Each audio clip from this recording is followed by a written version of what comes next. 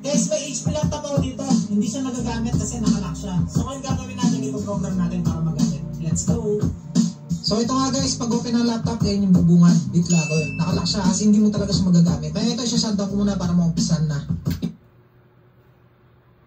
For today's video, ang topic natin is about BitLocker. Uy, inaabangan mo to ha. So, ang dami talagang nagtatanong sa atin and maging sa comment section, kahit na iba yung topic natin, nagtatanong pa rin sila kung meron pa bang possibility na ma-unlock yung BitLocker or ma-decrypt natin yung BitLocker sa ating laptop, sa ating desktop, maging sa external drive guys, no? Actually guys, ang kasagutan lang talaga dyan is dapat meron tayong recovery key. So, wala ngang recovery key, di ba? So, hindi na natin alam kung saan na ilagay yung recovery key na yon kasi yung nakalagay lang sa text notepad yon. So, the only solution, sabi nga nila, is to format the laptop or the hard drive, no? So, wag. Paano naman kung merong special files si client doon or merong mga memorable photos, videos na kailangan niyang i-save, di ba? So, the only way solution na naisip ko is i-recover. So, nag-try ako ng mga ibang recovery software guys, no? Luckily, meron akong nasubukan na isa, which is yung lagi natin ginagamit. So, eto na nga po, nasubukan na natin dito sa ating laptop, no? Tinry ko po siya. Meron po itong BitLocker. And ito papakita ko sa inyo. And so far, na-recover naman natin siya. Ayan.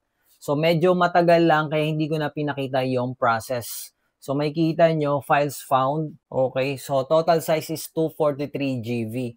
So, this is as data recovery software, no? So, close lang natin to. Oh, wait, go to recover muna pala. So, gagawin nyo guys, no? After ma-recover, pupunta lang kayo dito sa taas. Ayan, save session. Save natin yung parati, no? Kasi just in case, dahil napakatagal po ng scanning, baka mamaya biglang maghang yung PC mo, biglang mag-brown out, natapos na yung scan mo ng 12 hours, tapos biglang nag-brown out, no? Hindi mo na save yan. Uulit ka ulit. Ganun po yung diskarte dito guys. Kailangan natin i-save scan yung result para the next time na i-open na lang natin yan, yung files na yan, hindi na tayo mag-i-scan ulit. Hindi na po tayo sa-sacrifice ng maraming oras. So, save natin dito sa ating backup location. Okay. Etong hard drive na to, wait lang, no? Papakita ko muna sa inyo na na-recover talaga natin siya. Dahil sa sobrang dami guys kasi, ayan, ito na, lumilitaw na siya. Dahil sa sobrang dami ng files, biruin mo 1.7K. Kapag ini-scroll down natin yan, yung iba po dyan is niloload niya pa. Ayan, nakita nyo. Kaya medyo talagang napakadami and matagal. Okay? So, piliin lang natin guys yung ating mga photos, no? So, this only for demo purpose only. So, may kita nyo. Select natin. Okay.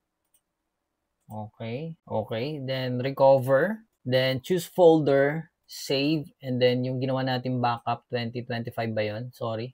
Dito pala sa Oreco. And then, backup laptop pics. So, gawa tayo ng folder. Select this folder. And ayan na. So, pati guys, pati yung pagpaprocess niyan, medyo matagal. Lalo na kung marami. Kahit pa paano, at least meron pa rin tayong marirecover, di ba? Meron pa tayong masasalba na mahalagang pictures or videos. So, view recovered, para makita nyo, reconstructed. Uy, galing nga siya sa Xiaomi guys, no?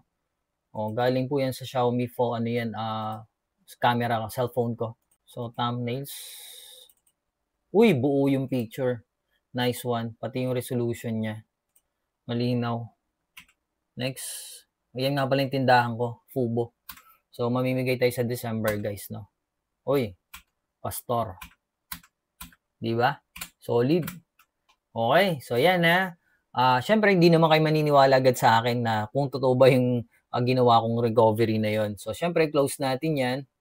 Close muna natin. So, dito guys, no, sa recovery software na to, kung makikita nyo, meron pang mga audio na na-recover.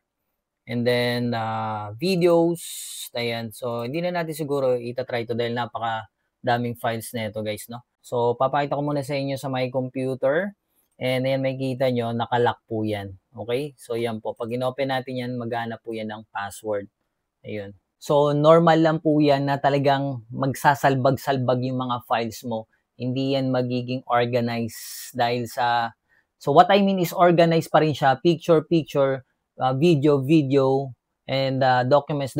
What I mean is kung sinave mo siya sa desktop, okay, so hindi mo makikita talaga yung nasa desktop or nasa download or nasa pictures. So automatic kapag ka mga lost partition, deep recovery, raw partition recovery, talagang yung mga files mo is hindi na siya nakaano doon sa dating folders niya nakalagay pagka i-recover mo na. So ayun guys, no, nakita nyo naman and pinakita ko sa inyo na para maniwala pa kayo, okay, sige, tatanggalin natin yung ating drive.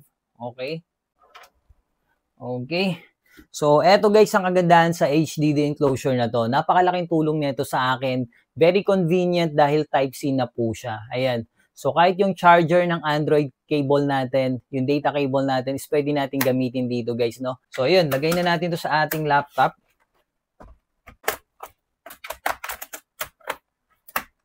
Power on. And ayan guys, no, yung proof na talagang naka-BitLocker po yan.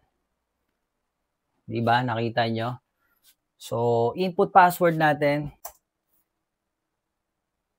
See?